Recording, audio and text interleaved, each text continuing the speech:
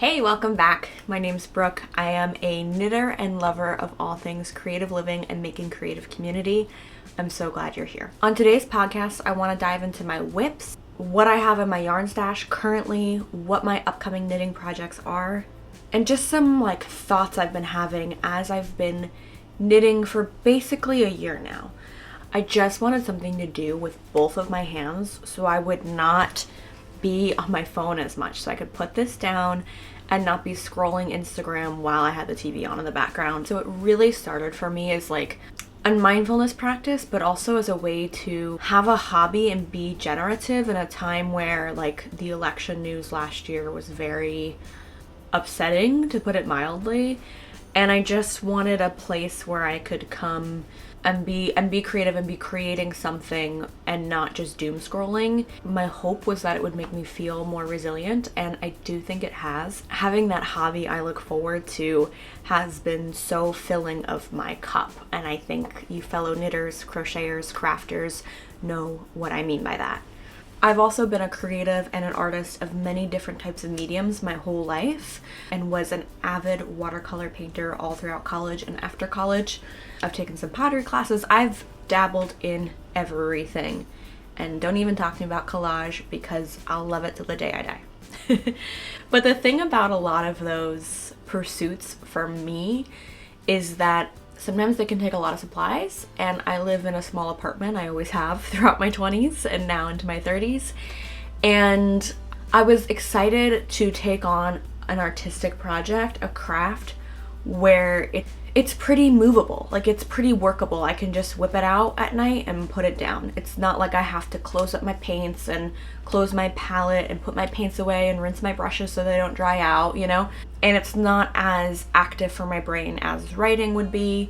And so anyway, I'm really enjoying it as a way to kind of have that left brain, right brain crossover with the knitting. It's very soothing, but also feel like there's something that is shown for it, right?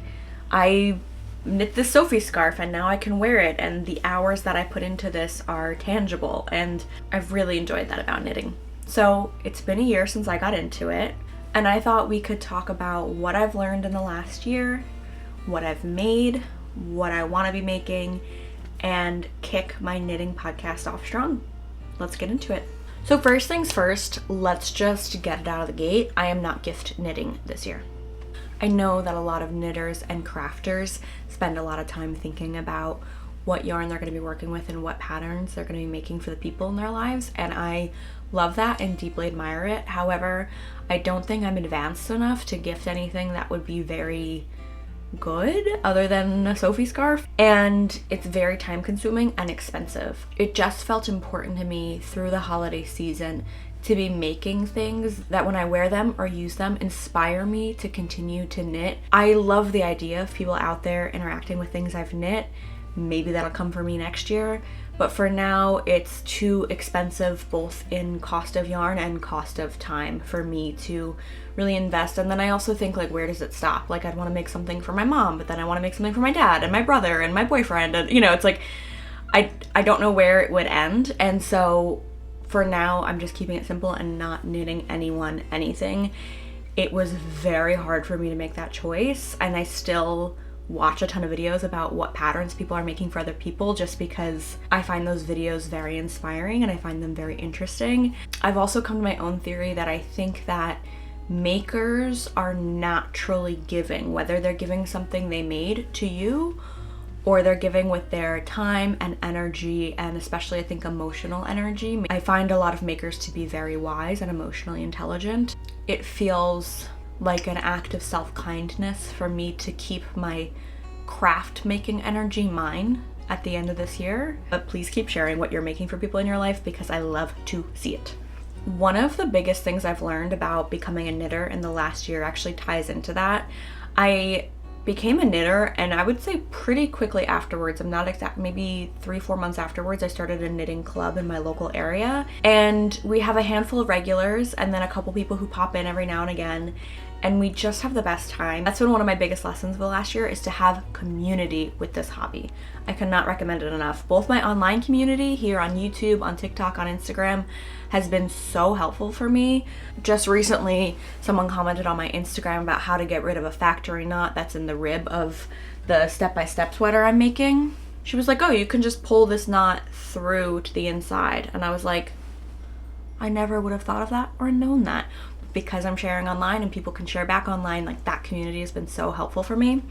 But also the in-person community. I've just made the most wonderful group of friends locally this year that I wouldn't have made otherwise. Definitely one of the biggest lessons for my first year of knitting is just knit in community. People are so kind and so willing to share ideas and thoughts, and it's okay to be vulnerable and be like, I think I'm messing this up completely. Or like, I remember the first piece of like knitwear that I made, I'm kind of embarrassed to show it, but I did make a whole video about it, so whatever, is this vest. And obviously, I mean, look at that neckline.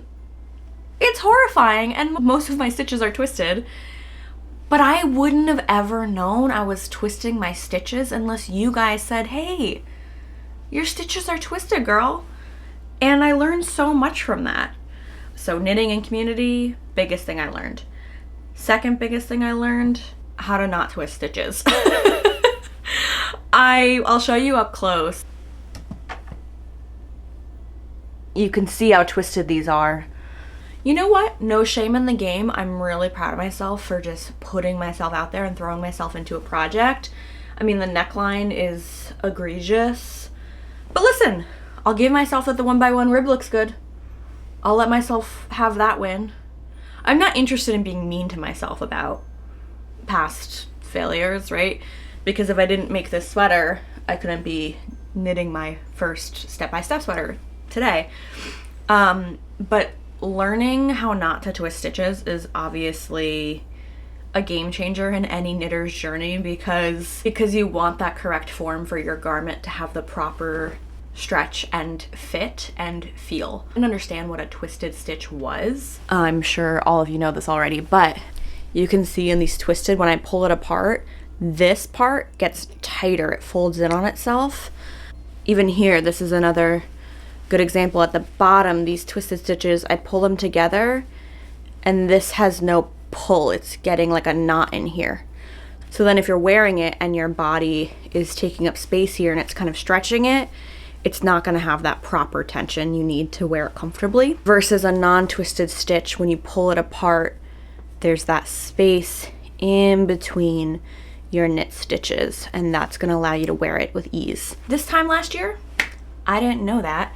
I didn't know how to turn this into this and create a garment that was actually going to be comfortable to wear.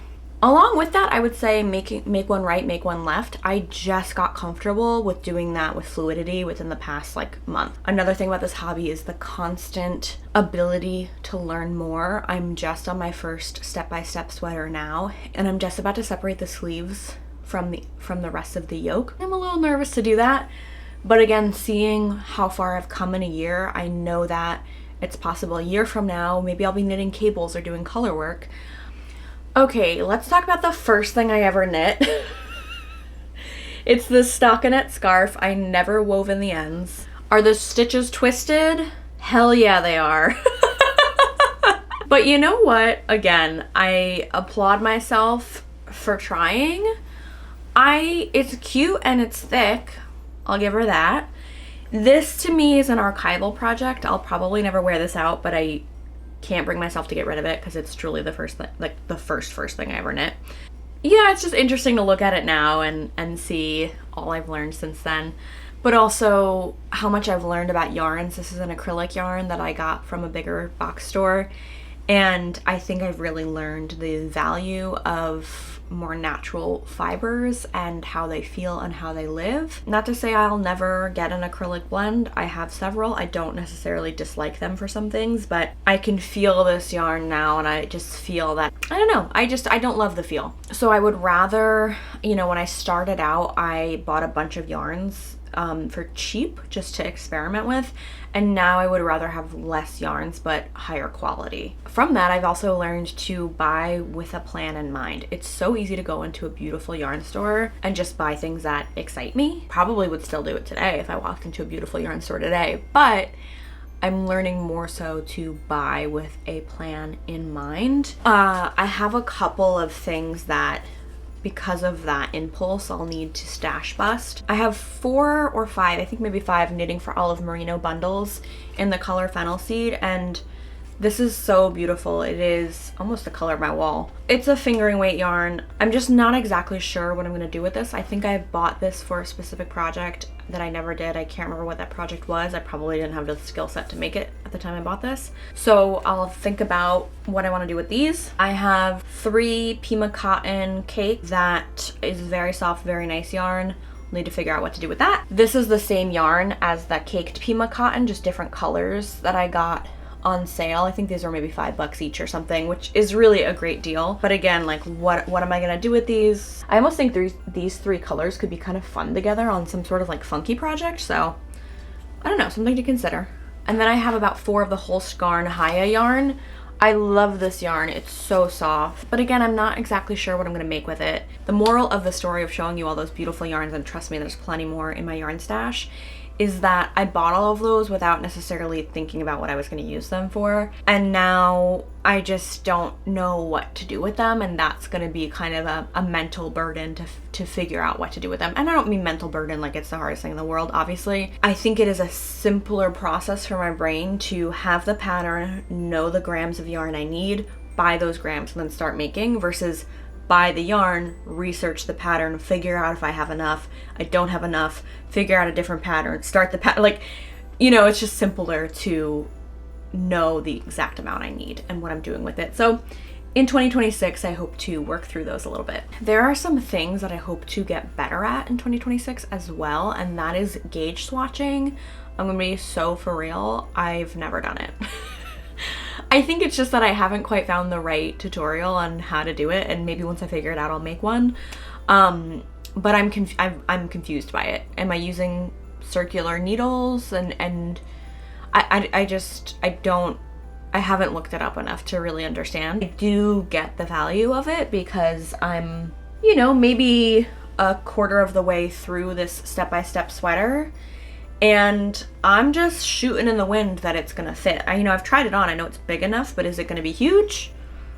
Maybe. Ooh, one of the needle stoppers fell off. There's no telling where it went. I also really wanna get better at skillfully ripping out a section, because whenever I rip out a section and go to put it back on the needles, all the stitches are then twisted and I have to individually untwist them as I knit each stitch. And I find that I also drop a lot of stitches when I go to put them back on the needle. So I'm not sure if I should sew a piece of thread through here, maybe sew a line of thread through here and then rip out.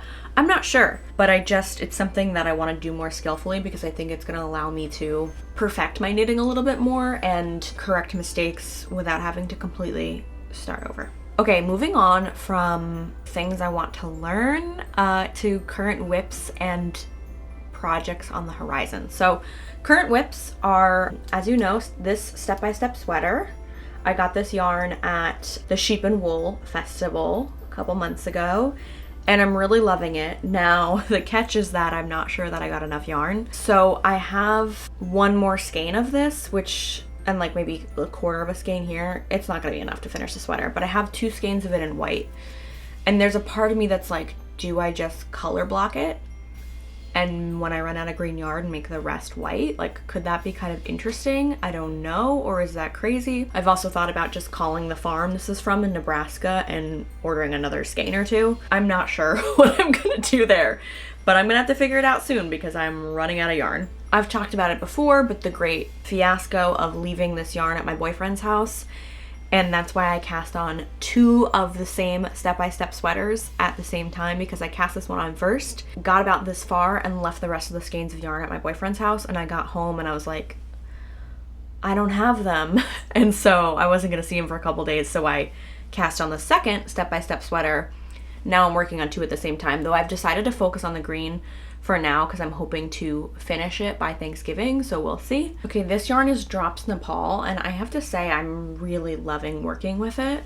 And I also think I'm gonna order more of this and try to knit a dog sweater in it as well, because I think it'd be really fun to match my boyfriend's dog with this yarn. It'd be ridiculous and amazing. A finished WIP is this hat. I was originally trying to make a pattern called My Baker's Hat that I found on Ravelry, and she knits it with 4 levels of decreases around. This is just kind of knit, stitch, and then you pull it together at the top. So I found this method to obviously be a little bit easier. However, I knit the rib too big, as you can see. If I was really matching the rib to where the brim was, it'd be more like that. And this yarn is the Lang Cloud yarn, and I just find it sits very loose and wide on my head. So there's something I love about this beanie because it's my first beanie. So you know what? I probably will keep this as a beanie, even though, you know, some might say it's a shame to waste that yarn if I'm not going to use this as much. I probably will still use it some. It's very comfortable. As far as upcoming knitting plans go, I'm probably just going to finish these 2 sweaters, hopefully by the end of the year. And then I would like to cast on a hat that I'm going to use more often, probably in a more neutral color with a yarn that makes more sense, and try to do the decreases so it has that neatness to it. If you have any yarn suggestions for that, let me know. I also have a gift card to a local yarn store, and I would love to get a skein or 2 of cashmere yarn with that so I can make a cashmere Sophie scarf. I just think that that would be so chic in the winter time and so comfortable and cozy, and I would love to knit with a yarn that like is that soft and nice. And I think without the gift card I wouldn't have bought it for myself, so I'm very excited to give that a chance. So that's on the project horizon for 2026. Also, as discussed, the dog sweater, we'll see what happens with that. I need to finish the human sweater first, and then I think it'd be then very fun to knit Mocha, who you've seen in my Rhinebeck vlog, a little matching sweater. I also just feel like now that I'm working on 2 sweaters, I have the proper sweater knitting itch, and I'm thinking about maybe the plain yoke sweater by Les Knit. I have a couple of petite knit patterns, but I'm not feeling very called to any of her patterns right now. I think they're just maybe even one step more complicated than the plain yoke sweater. So I think I want to finish a step by step and then do a plain yoke, and then maybe get into like some slightly more complicated things with German short rows. And that German short rows would be another skill I want to get better at in 2026. Okay, so rapid fire, biggest takeaway: how not to twist stitches, ask for help, be in community and create community and find community, planning projects before I buy any yarn, and investing in a higher quality yarn that's going to last me a while. Things I want to get better at: making gauge swatches, German short rows, ripping things out more skillfully, and probably a million other things I can't wait to explore in what will be year 2 of knitting. I gotta get back to working on this step-by-step sweater now if I want to have any hope of wearing it on Thanksgiving next week, which with the whole yarn debacle I'm not even sure that's possible. Maybe I should just work on the blue one and then put this one down. That's a thought. Because I know I at least have the right amount of yarn for the blue one. Something to think about. Comment below what your current WIPs are and what you want to get better at in your knitting or crafting in 2026. Thank you so much for being here with me. I really hope you'll support my channel by liking and subscribing to watch more videos. In the meantime, catch up with me on Instagram and TikTok, and I can't wait to see more of you.